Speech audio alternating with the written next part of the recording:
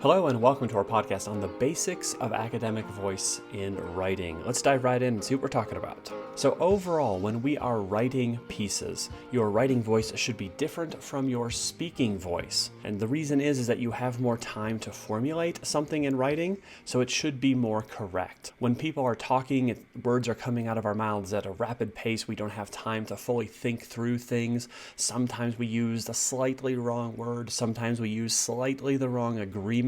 But that's okay when we are talking. When we are writing, the general expectation is we've had time to go back and proofread, to review, to ensure that we are writing as correctly and as clearly as possible.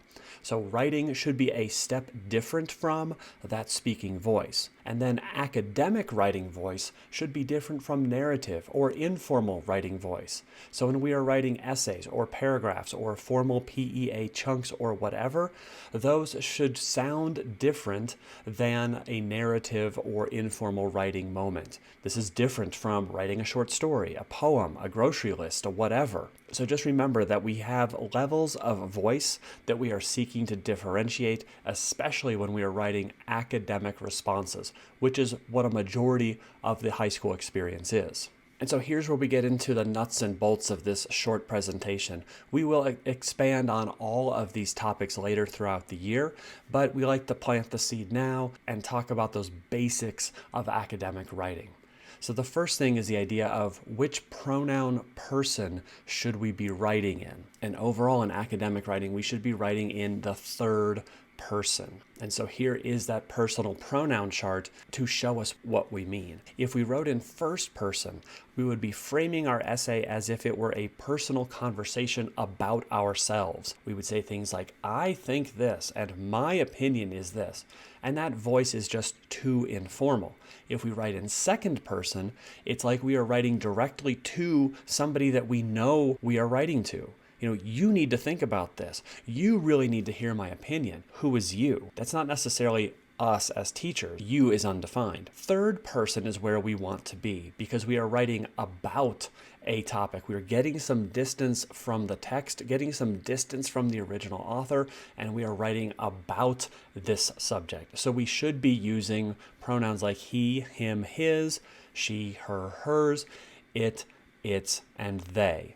Or if in the plural, they, them, their, and theirs. And we'll be talking more about why they can also be used as a singular pronoun when we choose not to gender our potential audience.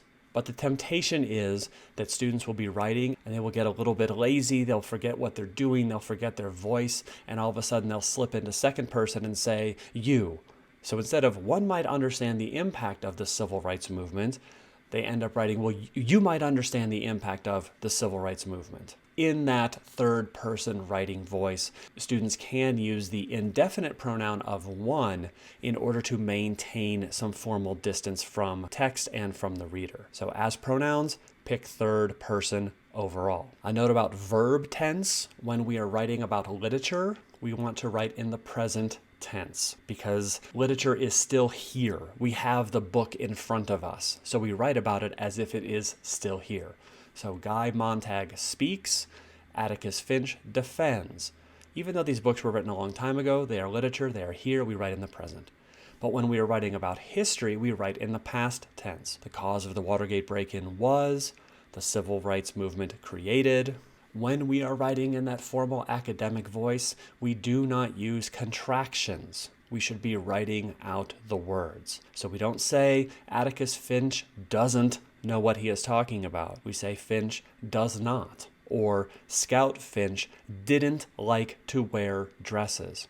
We would say she did not. So we avoid contractions when we're writing in that academic voice. So in terms of abbreviations and acronyms, in short, don't use abbreviations. First off, we shouldn't be using things like etc. to mean and the others. You can't just trail off and be like, yeah, there's other stuff out there, but I'm not going to tell you what they are. And then don't compound that by using the abbreviation of ETC. Obviously, don't use texting talk, so LOL, BRB, that kind of stuff. Acronyms, sometimes we need to use acronyms in more technical papers because writing out the entire title of a group is just too long. So if we are writing a paper that calls for a common use of an acronym, the first time we include one in our paper, we have to write out the full name and then put the acronym in parentheses to follow. From then on, you may use the acronym only. So if we're writing about government and we say something like the Food and Drug Administration, FDA, sets the standards, then you would say they reported the violation to the FDA. So the first time, write out the full name,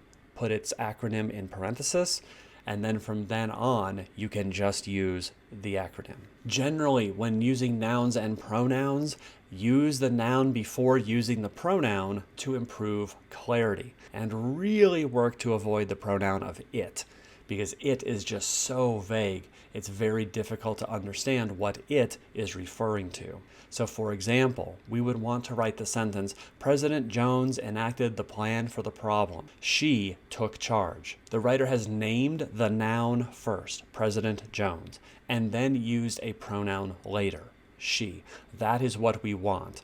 We don't want a structure like, she enacted the plan for the problem. President Jones took charge. There, the pronoun comes first. It takes us a while to figure out, well, who is she? Oh, it's President Jones. Okay, now I see it. Put the noun first, pronoun second. When using names of people, in short, use the structure of their name that will offer the most respect and formality to that person. So call by their full name the first time. And then when we refer to them later in our paper, call people by last names and continue to use appropriate titles. So for example, if we're writing about President Pat Smith, then the next time we refer to that person, we might write President Smith. And if we continue, we can vary that by just saying Smith. We would never call this person Pat or President Pat. Dr. Ruby Payne might become Dr. Payne. Secretary of State Madeleine Albright might become Secretary Albright or simply Albright. But we would never call her Madeline or Maddie or something like that. The author Harper Lee might become Lee as we continue to write about her in an essay over and over again. But we would certainly never call her Harper.